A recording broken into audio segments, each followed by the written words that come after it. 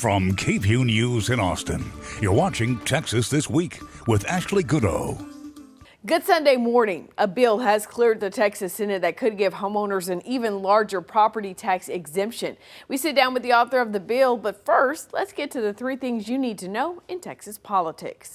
As a federal judge weighs a lawsuit to block Elon Musk's Department of Government Efficiency from accessing sensitive Treasury Department records, Austin's Congressman Lloyd Doggett is taking action. On Wednesday, Doggett and the other Democrats on the U.S. House Ways and Means Committee introduced a resolution of inquiry, giving the executive branch 14 days to turn over all documents, recordings, and more on Musk and Doge's access to and use of the Treasury's payment system. The Democrats call Musk's actions a breach of confidential information and an unlawful invasion of every American's privacy. Texas Attorney General Ken Paxton is investigating the Chinese artificial intelligence platform DeepSeek. AG Paxton says the AI app is just a proxy for the Chinese government designed to steal the data of Americans and that it is violating the Texas Data Privacy and Security Act. He's requesting analysis of the DeepSeek app from Apple and Google. Last month, Governor Greg Abbott banned the use of DeepSeek on state-owned devices. Speaker of the Texas House of Representatives, Dustin Burrows, announced committee assignments this week, noting that for the first time in Texas history, every standing House committee in a regular session will be chaired by a Republican, the majority party. But in a show of bipartisanship, Speaker Burrows named Democrat Joe Moody of El Paso as Speaker Pro Tem. This week, the Texas Senate unanimously approved Senate Bill 4 to increase the homestead exemption from $100,000 to $140,000 on school taxes.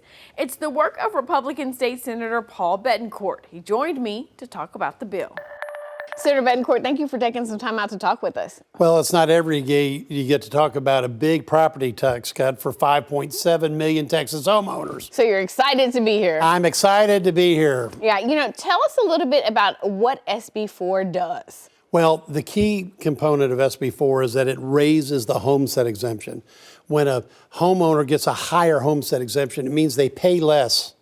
And on school taxes, it's really important. We've had a great run at raising the homestead exemption up to $100,000, but now we're going to go another 40%, raise it up to $140,000, and that saves the average home $363 a year, every year, for the rest of their lives. Yeah, and it's even more for seniors and the disabled, right? It is more for seniors and the disabled. It's $150,000, and that means that combined with the homestead exemption and the bills we're already carrying in the Senate that will lower tax rates for schools, it's about a $500 savings. So it's real money. Yeah. I want to note for folks who may not be as familiar with you here in Austin, this homestead exemption, this has been something that you've been passionate about for a long time now. Well, I've been fighting to lower property taxes for 20 years or more.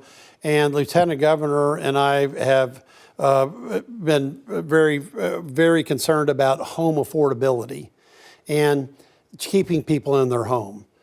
We took a lot of testimony this week on home affordability from the realtors, the builders, the Silver Air Legislature, individual taxpayers. And the real problem is home ownership now is even more expensive than renting. So we have a bipartisan unanimous vote to do something about it in the Texas Senate, which is get those homestead exemptions in to homeowners so they pay less and they can stay in their homes. You said that home ownership is more expensive than renting. What will renters benefit from this bill? Can they benefit from this bill? They can benefit because the moment they decide not to be a renter, you're going to have first-time home buyers because of previous bills, and this will be ready to extend those tax exemptions to you. If you become a homeowner, the previous exemptions that we've done actually save about $1,100 a year. So if you have a 30-year mortgage, that's $33,000. But the good news is we've put $51 billion into lowering property tax rates for schools and homestead exemptions. About 2/3 of that is lowering the rate. So in a soft rental market like Austin is now, as we keep lowering the rates, that actually does get passed to renters. It's the one time that when you do a tax cut that renters get a direct benefit, because the market won't stand people raising rents, and that means that tax cut pressure actually gets to the renters and helps them too. You know, you mentioned that compression, the other half of the money, the other part of the money that's going to come to help with your property taxes. I want you to talk to us about what is in SB 1. Explain compression to me as if I don't know what compression is, Senator Benton. Well, I'm going to do my Aggie best here, okay? All right, as values go up, tax rates come down. So compression means that as property values rise, the tax rate comes down to offset the increase. Now on school taxes, which what the state is responsible for, we can set a hard limit of like 2.5% increases, put money into a homestead exemption. The state pays for it, so the school districts don't. So we can not only hike up a homestead exemption, which saves $363, but then we can also lower tax rates, which saves $133. And the two combined to the $500 tax savings. So we're doing tax savings not just with homestead exemptions, but with compression as well. When we think about this bill and how it's paid for through the state, some people are worried about, oh, well, wait, does that mean that school districts are going to have less money to work with? Tell us about the hold harmless provision. The hold harmless is ironclad. It means that the schools will not get any more than they need, but not any less. They will not be out of pocket whatsoever. We've used some new language in this bill that makes that clear. And more importantly, it's a commitment that we've had in the Senate, Lieutenant Governor Patrick, that all these tax cuts are paid by the state. And so the taxpayers get the full benefit of it, but none of the schools lose money doing it. And I consider that a real win-win.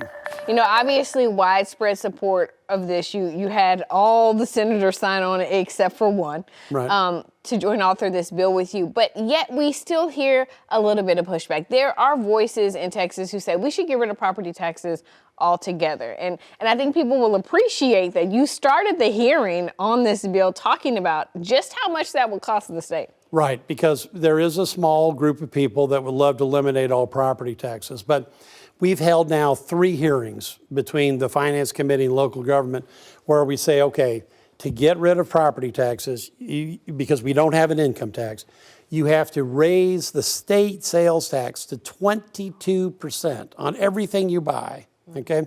Then you have to add 2 points on for local, so it's 24%. In addition, you'd have to give up your homestead exemption. So what we're saving you on homestead exemption, you'd lose, and then you'd have to pay dollar for dollar. It is incredibly regressive, okay? We did a study about just moving the sales tax up by 1 point, and every homeowner at the time less than $750,000 would lose money on the transaction. And so a 24% sales tax would be off the charts, horrible, bad public policy.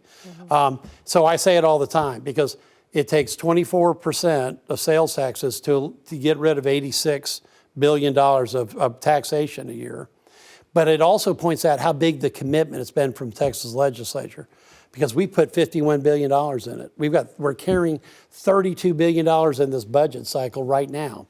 If the state had done nothing, okay, that $86 billion would literally be well over $100 billion. And taxes would be about 1/3 higher, and folks would really be screaming at that. So I'm proud that we made this huge commitment. I'm proud that the legislature has. I'm proud that the Texas Senate Lieutenant Governor have been leading, along with all the members of the Texas Senate, on homestead exemptions, because home affordability is so important. You got to keep families in your home. You got to keep seniors in the home. When you do that, all sorts of good things happen. And also, if people ever want to switch from renting to home ownership, it won't be unattainable or unaffordable. Mm-hmm. And that's why we're concentrating so hard on this. Senate Bill 4 now heads to the House for consideration. Of course, we will follow it and keep you updated. That's Texas This Week.